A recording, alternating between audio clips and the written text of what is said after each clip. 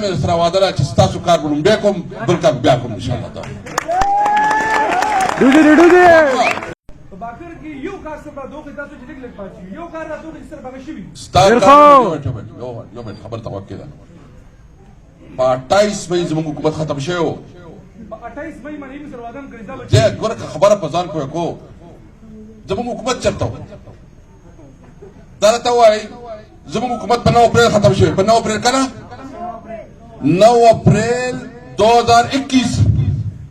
سره وخت وشو 2 کاله وشو کنه. دا غلط بیان مه کوه. یو منټ خبره توقع ده. خبره کېده کما دا ما خبره وکړه او استاد سره ویډیو پته را ته ما ته وخی ګوره کچر علي ګلې یا دغه باندې راغله بیا خبره ته وکړه ګوره خبره سره په طریقه کوي په طریقه کوي زه او چرچا ورکوم خو خبره زه سره خپل پښتو کوم زه چې منتخب شم ان شاء الله لومبه دا مې سره وعده ده چې ستاسو کار به لومبه کوم بل کار بیا کوم ان شاء الله تعالی. تاسو به خلک راځي زراله ماده نو ټوخته بل بدل غواړي دا ستاسو حق ته چې چا سره ملګرتیا کوي بالکل ورسره کوي. خو دا سره زما وعده ده پښتون په حیثیت باندې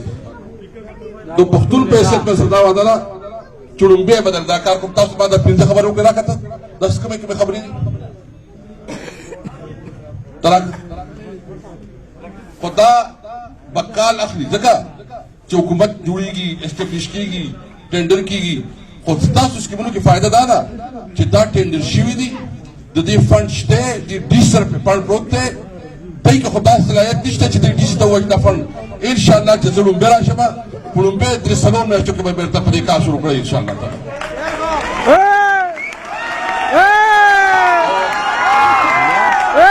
تاسو بار ته ان شاء الله تعالی پر ورځ کې درکم که خیر ان شاء الله تعالی. په توګه د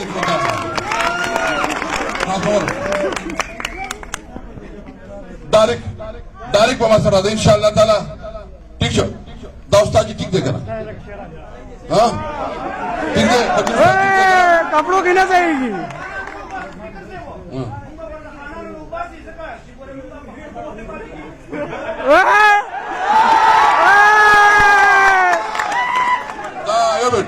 दा पक्की सास ठीक देगा ना देश तासु नुमाइंदा शमा सरा हाँ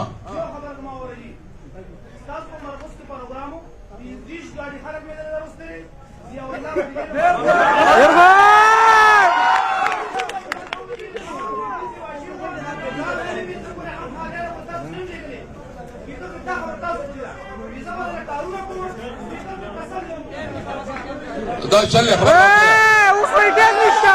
یو به څه پوهه په دې ټول ویټن نشته یو خبر دا چلې تحقیق خبره وکړه بس ما ست خبره اوري دا ګوره اوټ الیکشن له ستا حق ته بس په لوټ څنګه استعمالوي هغه څنګه استعمال کی دا تاسو حق دی خدا تاسو په اکبر استاد باندې اعتبار دی پکې محمد استاد باندې ها راته وایي کنه قبل څوک دشوي امجد ٹھیک شو دا دواړه تاسو په تر راغشو نمائندګان شو دا ٹھیک ده لا استاد لګي دواړه په ګوره خاص صوبایي ذکر راغلی ما صوبایي او قومي دواړه لګان ان شاء الله تعالی دواړه وټوي او دا چې ده کنه الله مو ذمہوار دې زمو ذمہوار ان شاء الله تعالی after election ان شاء الله تعالی ډېر مهرباني او تاسو خبر پاتہ 200 ورځې کې درکې ان شاء الله